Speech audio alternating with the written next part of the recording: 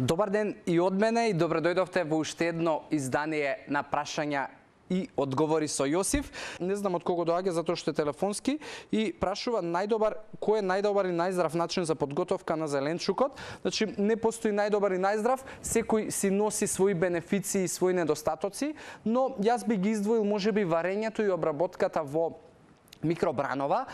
Варењето на зеленчукот само внимавај да биде од типот, ако го вариш зеленчукот, гледај да не ја истуриш водата, затоа што со исфрлањето на водата исфрлаш и голем дел од нутритивната вредност која што останува во водата за време на варењето. Затоа супите ти се одличен начин како да го приготвуваш зеленчукот, домашни супи да правиш и да добиваш доволно нутритивно од зеленчукот доколку не сакаш да го конзумираш како салата.